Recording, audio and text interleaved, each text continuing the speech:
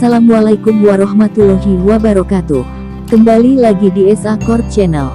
Gus Baha adalah seorang penceramah dari NU yang sekarang sedang digandrungi khalayak. Gaya ceramah yang sederhana menjadi daya tarik tersendiri.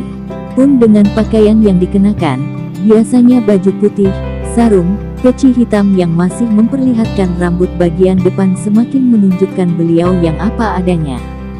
Hal tersebut sama sekali tidak mengurangi wibawa beliau. Bahkan beliau tak butuh waktu yang lama untuk bisa diterima oleh khalayak. Soal keilmuan sudah tidak diragukan lagi. Ulama sekelas Profesor Quraisy Shihab menyebut beliau sebagai ahli tafsir sekaligus fikih. Beliau paham masalah fikih dari ayat Al-Quran. Bah Maimun sebagai gurunya juga menyebut kalau beliau orang yang sangat cerdas.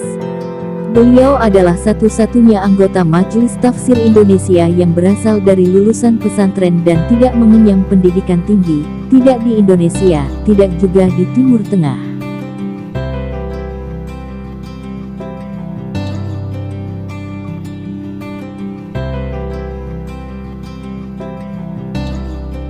Hal unik lain adalah beliau punya cara berpikir yang sederhana, anti-mainstream, tapi sangat mengena. Cara berpikir beliau membuat kita menjadi manggut-manggut dan berucap, benar juga ya. Beliau berhasil melawan pandangan-pandangan mainstream tentang ajaran agama yang kaku, dengan logika berpikir yang sederhana, tapi tidak mengurangi kekuatan dari argumen yang dipakai.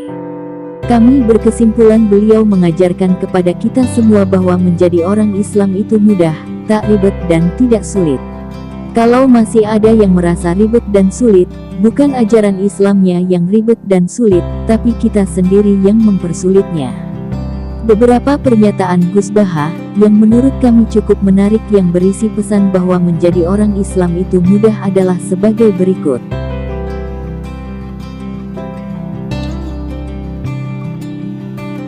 Pertama, soal ghibah.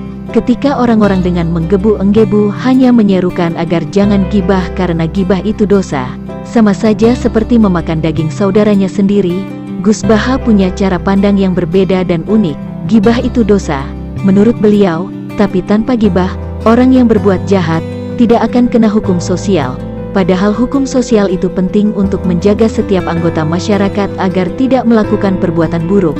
Kami tidak tahu persis maksud dari pernyataan beliau, tapi menurut yang saya pahami, kalau memang kita melihat kejahatan, lalu kita takut untuk menceritakan ke orang lain hanya karena kita ingin menghindari dosa ghibah, jangan takut untuk menceritakan sebuah kejahatan.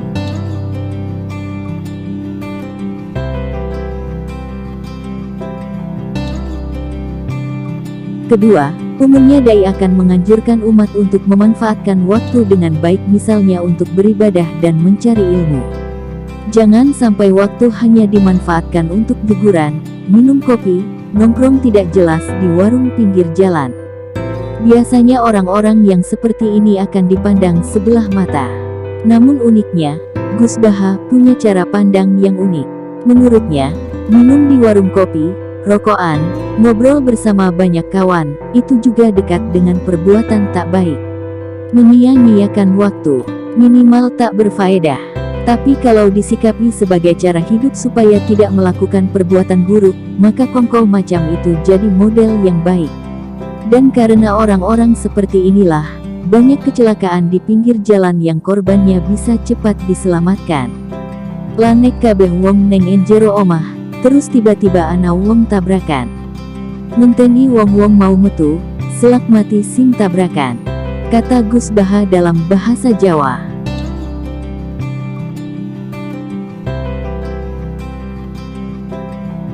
Ketiga, soal riba. Ketika dai-dai lain mengajak orang untuk tidak berurusan dengan bank karena dinilai riba, Gus Baha punya cara pandang yang unik. Soal riba, beliau punya pertanyaan khas. Kalau ada orang berhutang seekor sapi kepada kerabatnya, kemudian dia minggat, dan baru balik 10 tahun kemudian karena sudah sukses, lantas ingin membayar hutangnya, berapa ekor sapi yang dia bayar? Seekor? Alasannya apa? Kalau lebih, alasannya apa? Bagaimana hukumnya?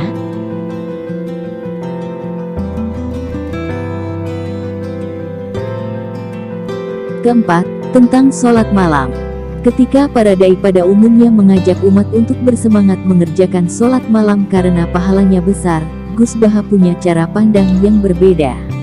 Untuk mendapatkan pahala, tak harus dengan sholat malam.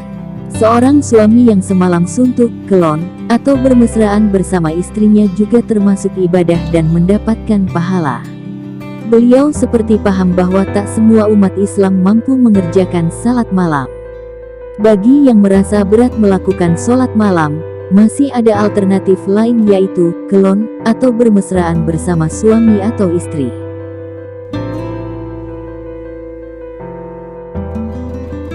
Kami tak berani menafsirkan pernyataan-pernyataan beliau, bukan makomnya.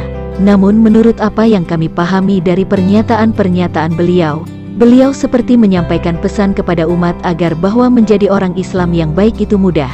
Jika ada yang merasa sulit dan berat, orang itu sendiri yang membuatnya sulit dan berat. Wallahu a'lam bishawab. Terima kasih sudah menonton video ini. Jangan lupa like, komen, subscribe, dan share.